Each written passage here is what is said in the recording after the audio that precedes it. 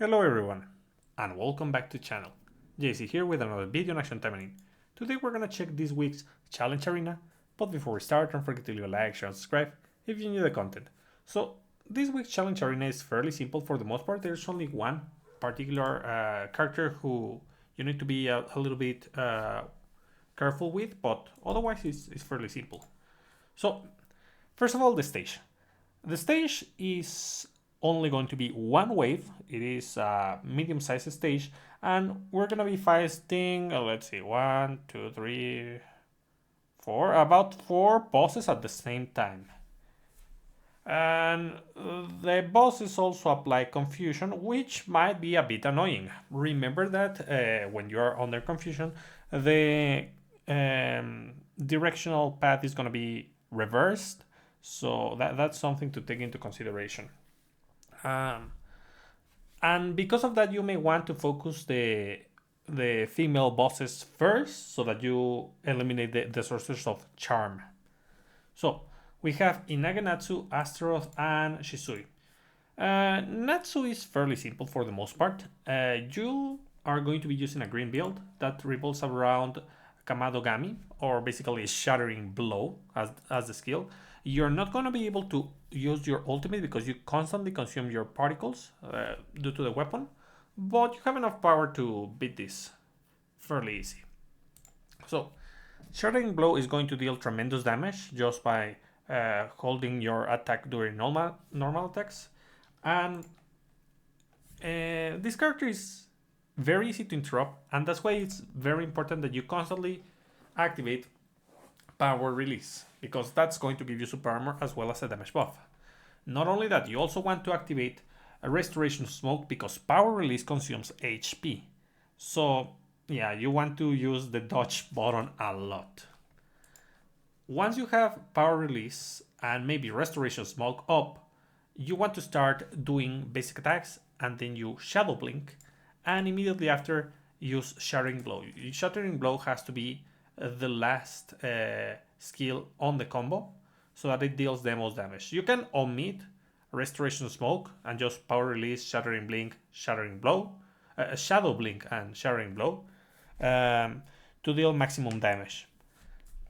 Contrary to most builds on Challenge Arena, you're not going to abuse the active, because Hisui is not going to give you a damage active. It's going to give you a buff with her active.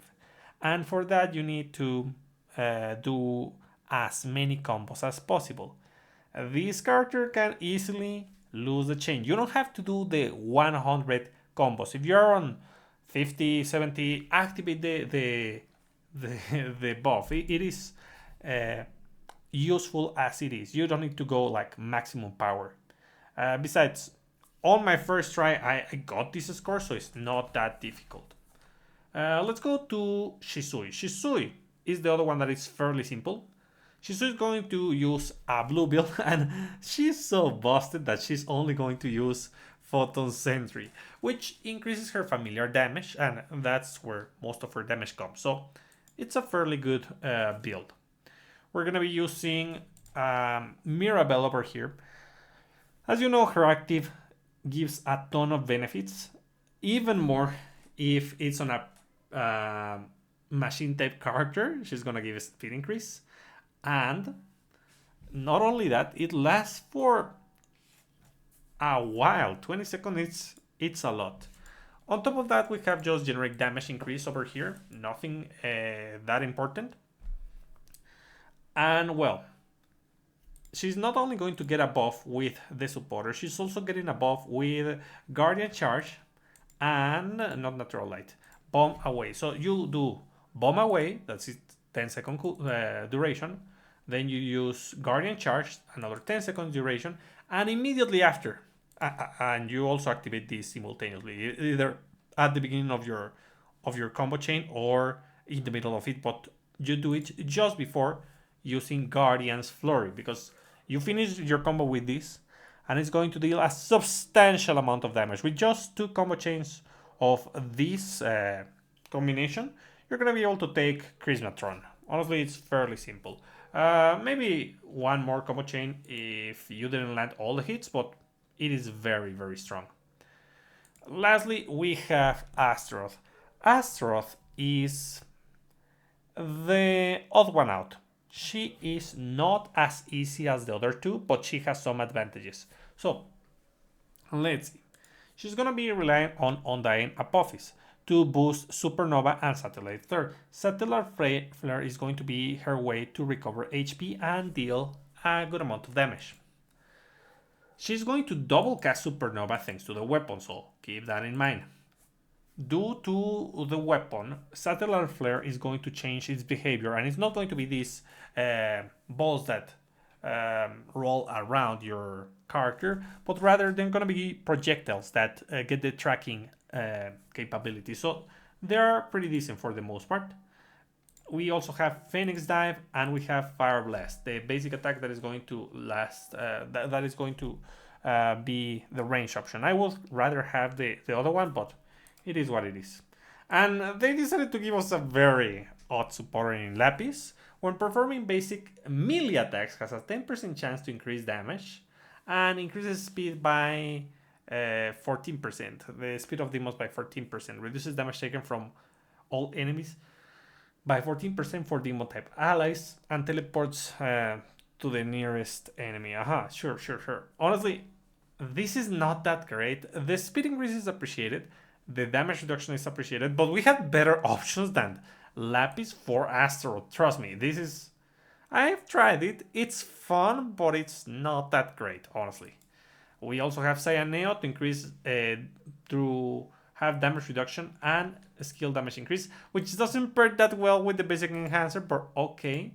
And a generic damage increase for demons as well as HP restoration. We're gonna do the run with Astaroth because honestly she was the most troublesome. Even though my lowest score is Shisui, she's fairly simple. You just do the combos right and you're gonna win very, very easy. But Astaroth, what you have to do is that you have to constantly reposition and use your skills wisely. Starting with Supernova, you spam Supernova when the enemies are receiving the hits of Supernova or stunned by Supernova breaking the super armor. You use the active of Lapis, and then immediately after you might get hit, so you use Satellite Flare because this is a perfect touch skill. Then you reposition while attacking with the basics, and when you are far away from the enemy, you use Phoenix Dive and you repeat the combo either with Satellite Flare or Supernova depending on your cooldowns. So yeah, that's a handful, but it is doable. Let's try it. So again, the first thing that we gotta do is reposition while attacking, and there. Okay, not that great, but it works. Okay, and I dodge. Not great, but okay. Okay, I'll use Supernova, and we cannot see anything, so I'll reposition. Yeah, you see the problem with this one. Especially with the confusion. Confusion can be such a bother with this particular character. Okay, I'll use this, the active. And okay, Supernova is so busted that it just eliminates all the enemies when they gather. Fairly simple. The thing is, Lilim over here is not next to all the enemies, so we're using the ultimate. We can barely see what's happening. I know, guys, I know. It's not that great, but there we go. Okay, and then I reposition. And come on. Just a bit more and done. Did I manage? I don't think so, but let's see. Okay, I managed, and I even get a better score. It wasn't like a great run, but it was good enough to get the right score to claim all the rewards.